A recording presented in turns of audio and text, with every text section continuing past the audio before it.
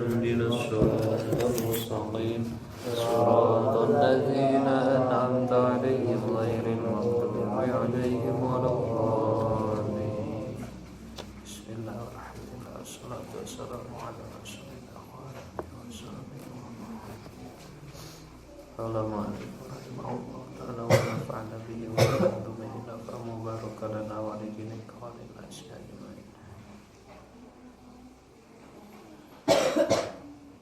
Bismillahirrahmanirrahim. Wal maqalatu sadisata asyarata.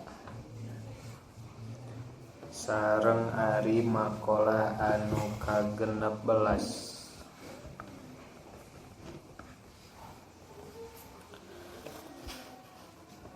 Qala ngandika saha Yahya bin Mu'ad, Syekh Yahya bin Mu'ad rahimahullah, min a'dhamil iktirari, kana lapad min a'dhamil iktirari.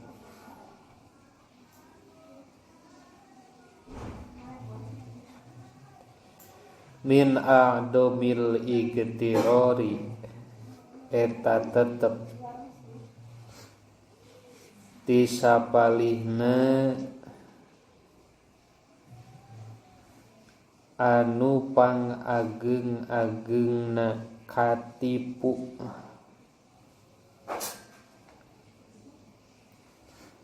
ayil ijtiroi, tegesna wani Allahi ta'ala ka Gusti Allah ta'ala, ing di mungguh kaula saur Syekh Yahya, at-tamadi ari ngeureuyeun, ayil mulazamatu tegesna ngamistikeun bizunubi dina pirang-pirang dosa.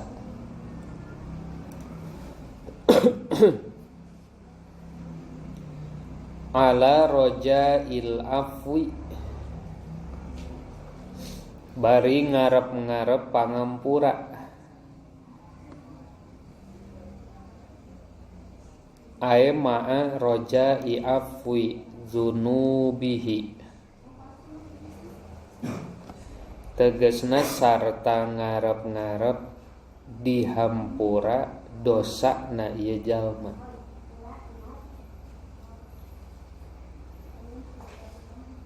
Min ghairi nadamatin, bari henteu nalangsa.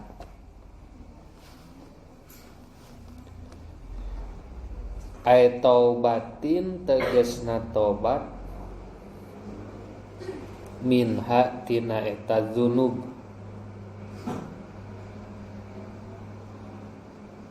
Kasauran Syekh Yahya diantawis pangageng-agengna katipu na jalma numutkeun anjeunna kahiji ngeureuyeukkeun dina migawe dosa bari ngarep-ngarep pangampura. Kituna teh migawe dosa bari ngarep pangampurana teh bari eueuh nalangsa, eueuh we rasa hanjakal pedah geus ngalaksanakeun dosana teh. Ta eta jalma teh keur katipu. Nu kadua wa tawaqqu'il qurbi,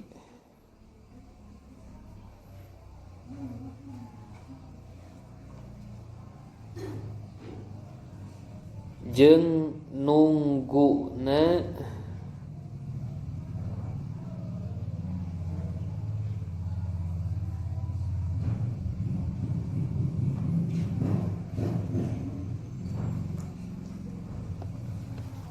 wa tawaqqu'il qurbi jeung nungguna kapoek aing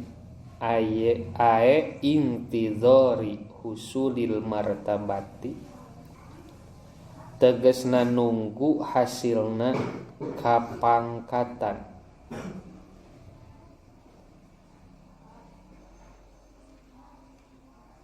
Kurbi nungguna rasa deket buntang belepat. Minallahi ta'ala ti Gusti Allah ta'ala bi ghairi ta'atin bari henteu migawe taat. Bal bit ta'tili balik tak ku ngosongkeun.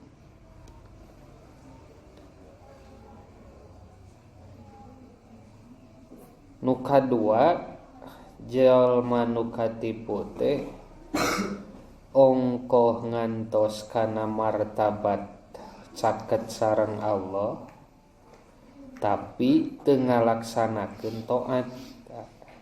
Eta katipu ngimpi atuh kitu mun ceuk urang. Nu kahiji ngimpi hayang dihampura dosa tapi eueuhna langsa. Nu kadua ngimpi hayang deukeut jeung Allah tapi teu daek taat. Katipu.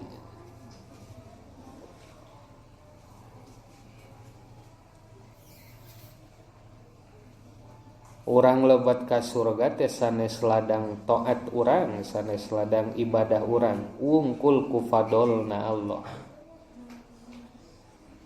Di antawis jalmi nu kenging fadolna Allah teh anu ngamistikeun ngamulazamahkeun kana kataatan. Sehingga moal kenging makom anu mulia disandingeun Allah ari teu aya kataatan dina diri pribadina mah. Nu katilu wang tizori jar'il jannati jeung nunggu na pepelakan surga bibadrin nari kalawan benih neraka.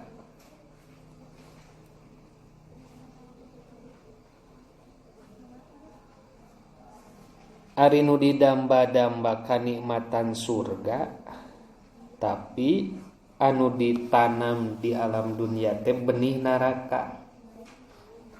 Ongkoh nu diimpikeun teh kanikmatan surga tapi nu dipigawe amal ahli neraka.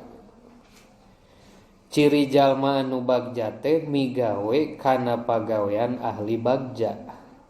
Ciri jalma nu cilaka daek migawe kana perkara atawa amal ahli cilaka. Ayin tidzorin na'imil jannati tegasna nunggu na nikmat surga tapi bifi'lil ma'asi kalawan migawe pirang-pirang maksiat. Eta tafsiranna nu nembe ongkoh nunggu surga tapi nu dipigawe maksiat. Kaopat wa talabi daril muti'ina jeung nyuprih pirang-pirang makom anu taat bil ma'asi kalawan pirang-pirang maksiat.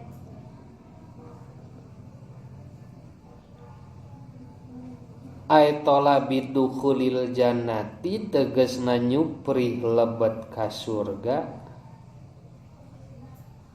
min ghairi tariqiha bari teu mapai jalan eta jannah. Bal bimukhalafati amrillahi ta'ala balikta nyulayaan parentah Allah. ari nu didambah hayang asup surga ari parentah Allah teu dilaksanakeun. Saurna we lebat ka surga teh padol Allah. Hoyong kenging padol Allah piwaranganana laksanakeun.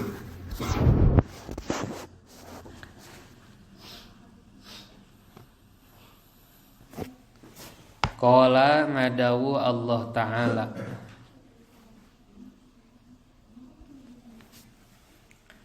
innama tujzauna ma kuntum ta'malun. Surah naon? At-Tur, surah At-Tur ayat 16. Innama tujzauna ma kuntum ta'malun. Innama tujzauna, pastina bakal dibales aranjeun kabeh. Makana perkara kuntum anu bukti aranjeun kabeh, ta'maluna eta migawe aranjeun kabeh. Innama tujzauna ma kuntum ta'malun. Dibalesnya kumaha amalan urang, balesan hayang alus nya amalna oge kudu alus. Samulihna balesan awon mah balukartina migawe awon. Jeung nu kalima wangtizoril jazai, jeung tosna pembalasan, bil khisoli kalawan pirang-pirang perkara,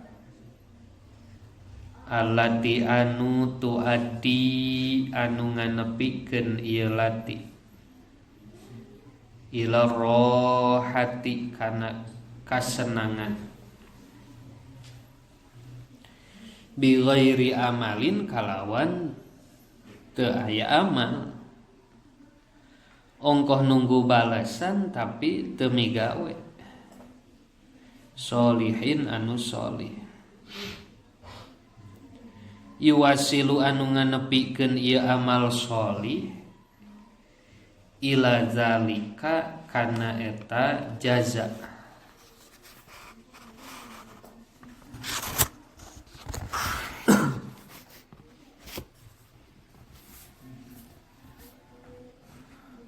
Ongko hayang buruh tapi digawe henteu kitu. Watamani nu terakhir jeung ngarep-ngarep. Tamani teh ngarep-ngarep nu hese hasilna. Aya tamani geuningan aya taroji. Ari taroji mah pimungkineun terjadina ngarep-ngarep nu babari hasil. Ari tamani mah ngarep-ngarep bari bawa hasilna oge. Alallahi ka Gusti Allah azza wa jalla ma'al ifrati, bari ngaliwatan batas. Ay mujawazati haddil i'tidali, tegasna ngalewatan batasna kabeneran. Itidal teh ajeg asal nama itidal. Qala ngandika sa'asairu anu nyair bin Bahril Basit tina Bahar Basit.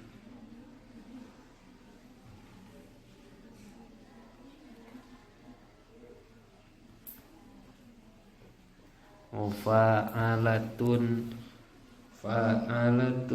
fa'ilun yarjun najata walam yasluk masalika. Yarju ngarep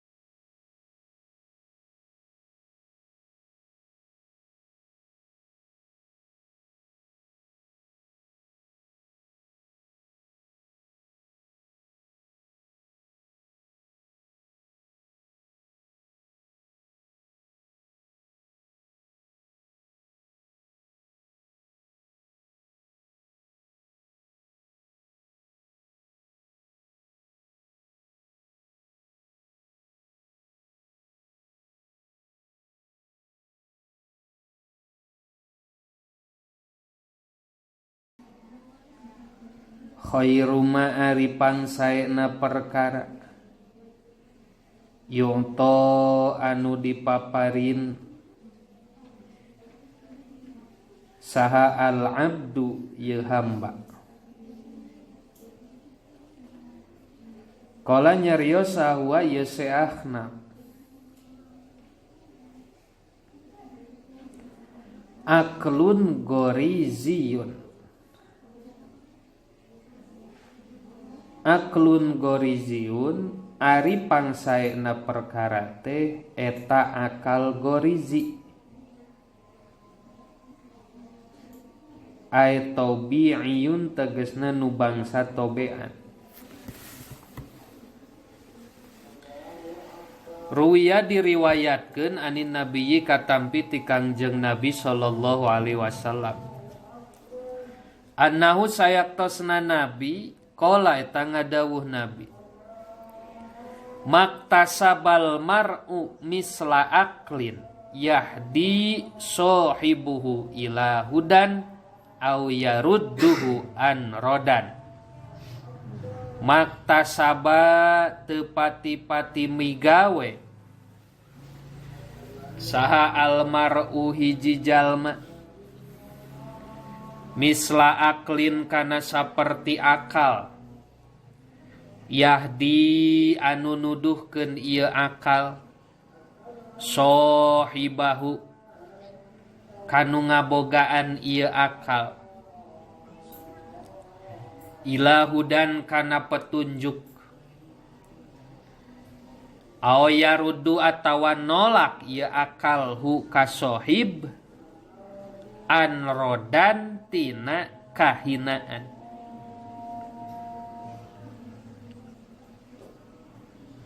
Kila dicarioskeun fa ilam yakun maka lamun teu bukti ieu akal aelam yujad tegesna teu dipanggihan naon al aklu ieu akal. Qala ngandika saha Syekh Ahnaf azabun solihun nu kadua.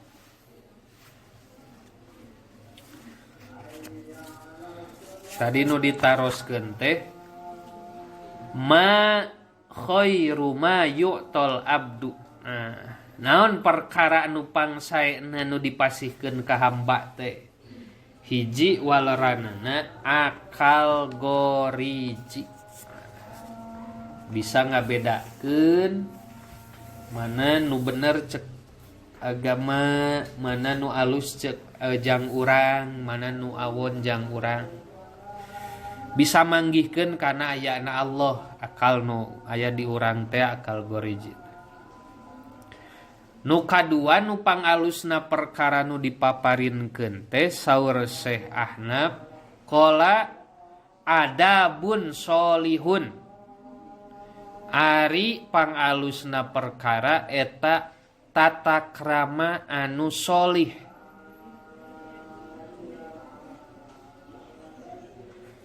Wa huwa ari adabun solihun eta ma'rifatuma nganyahokeunana perkara yahtariju anu ngaraksa jalma bihi kalawan ieu ma anjami'i anwa'il khoto'i tina sakabeh pirang-pirang warna kasalahan. Kila dicarioskeun pa ilam yakun mangka lamun teu bukti adabun sholih aelam yujad tegesna teu dipanggihan naon zalikal adabu eta tata krama. Nu kadua nu direken pangsaena nu dipasihkeun ka hamba teh ngagaduhan tata krama anu sholih. Tegesna tiasa ngariksa pribadina anjami anwa'il khoto'i tina sakabeh warna-warna kasalahan.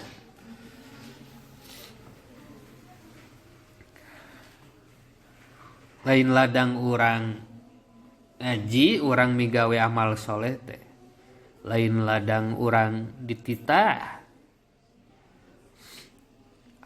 wungkul ku fadolna Allah urang dibere tata krama nu alus dibere bisa ngamalkeun amal soleh teh lain ladang kacager lain ladang kakuatan urang.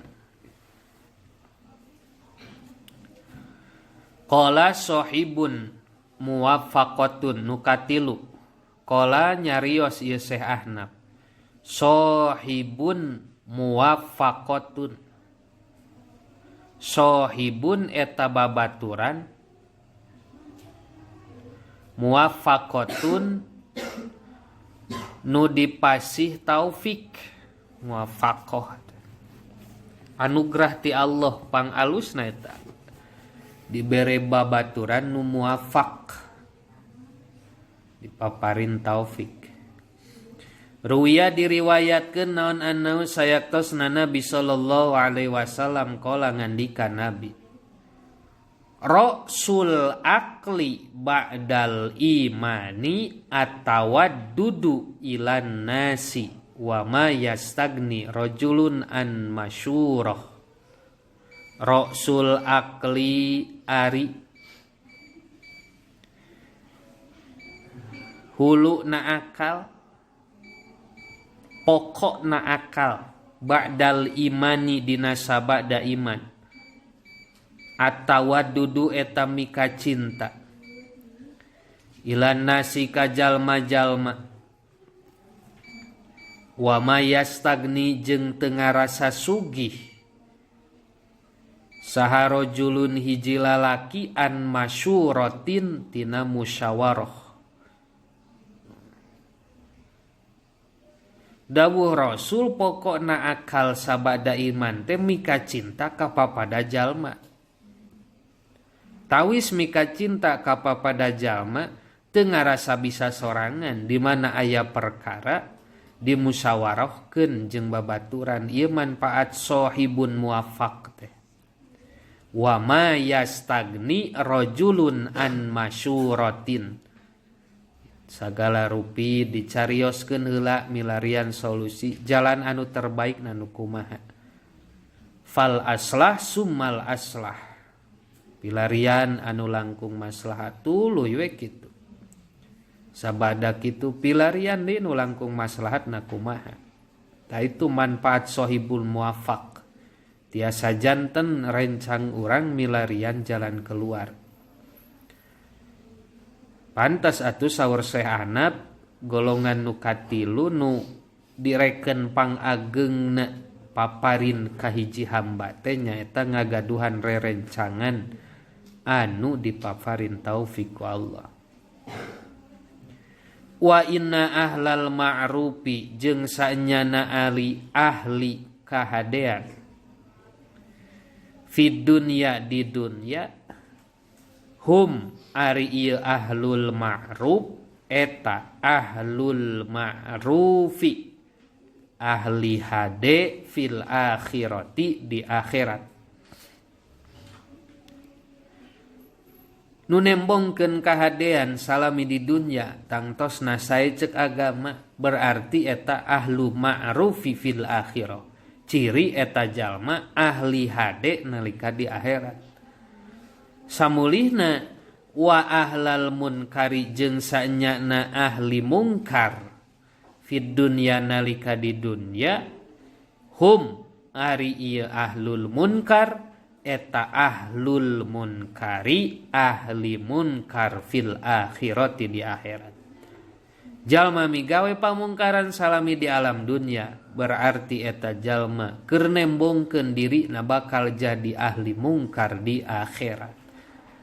Rawa ngariwayatkeun nu kana hadis saha Al Baihaqi Imam Baihaqi.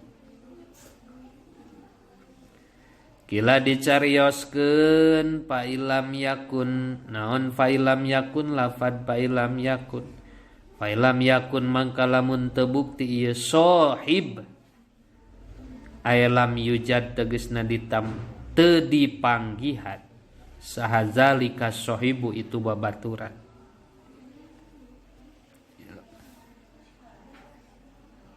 Opat, paparin anu pangagengna ka seorang hamba.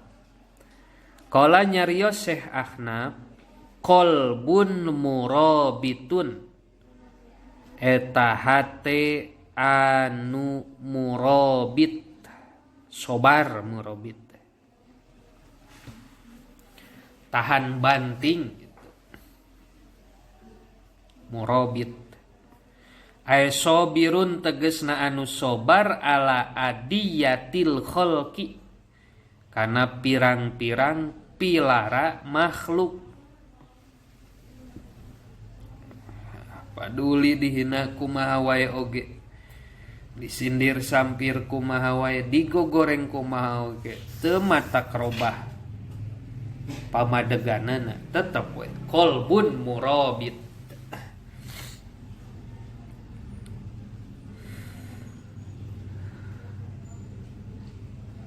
Gaul jeung nu kumaha we tetep jati diri na santri. Jaul jeung santri deui geus puguh eta mah nembongkeun kasantrianana.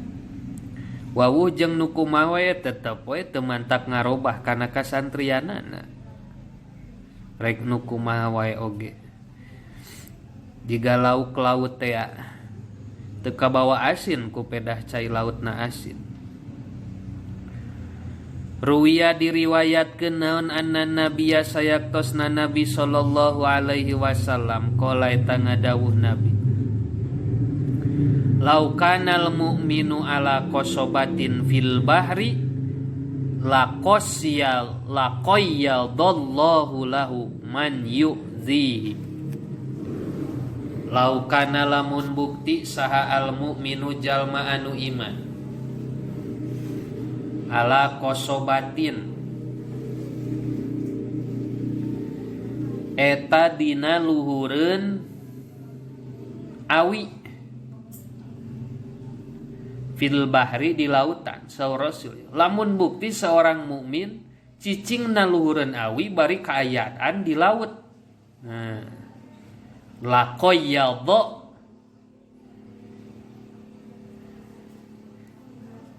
yakin ngadongkapkeun saha Allahu Gusti Allah lahu pikeun ieu mukmin man kajalma yu'dhi anu milaraan ieu man hi ka ieu mukmin. Kumaha wae gedena gogoda, kumaha wae ombak anu nerjang, sakumaha gedena angin anu ngahembus, tetep urang kudu murabit, teu jadi robah. Sok sanajan ayeuna dina kaayaan terhimpit, saperti tadi analogina luhureun awi bari kaayaan di laut, tetep gogoda mah bakal aya. Laqayyadallahu lahu man yu'tihi. Jadi ulah disangka leuwih luhur martabat, leuwih bebas tina gogoda, justru leuwih gede. Leuwih luhur mangka angin nu berhembusna oge bakal leuwih tarik. Kunaon ayeuna nyeun kapal gede-gede teuing bari wadal da ombak nu di lautanana tug leuwih gede. Kadangkala panggihna oge lain jeung ombak wungkul kapan jeung badai.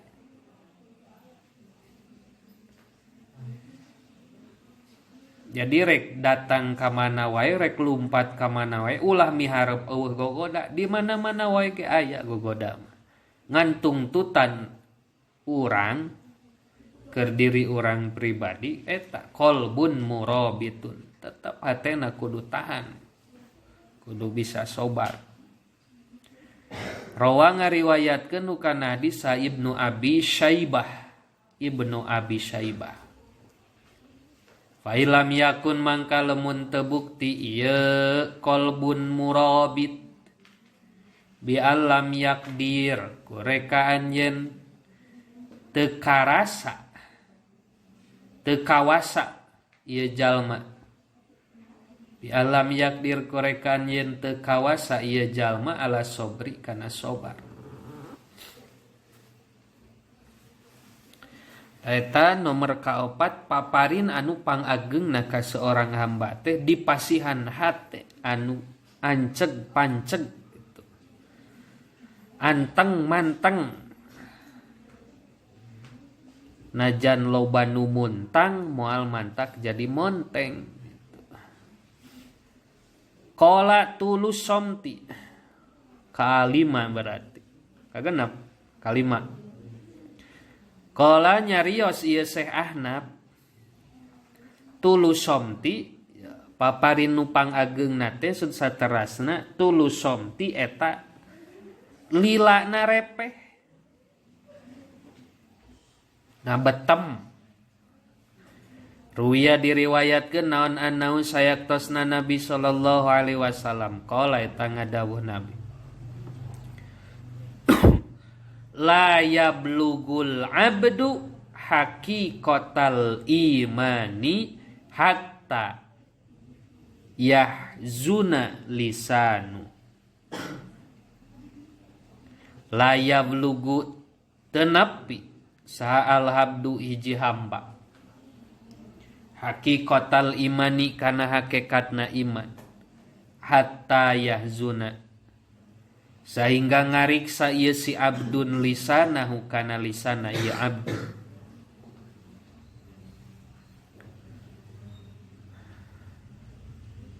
Puncakna keiman, hakikatna keimanan nu aya dina diri urang bisa yahzuna lisan, ngariksa lisan.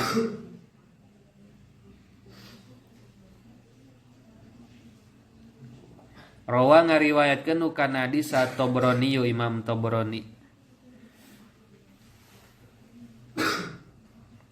Waruya sareng diriwayatkeun naon annahu sayaktosna Nabi sallallahu alaihi wasallam.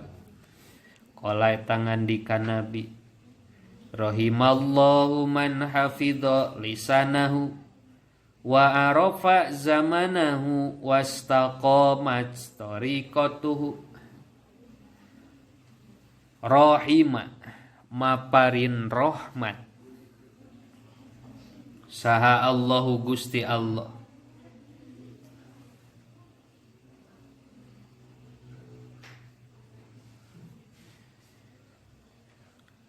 man kajalma hafidho nu ngariksa ieu man lisanahu kana lisana man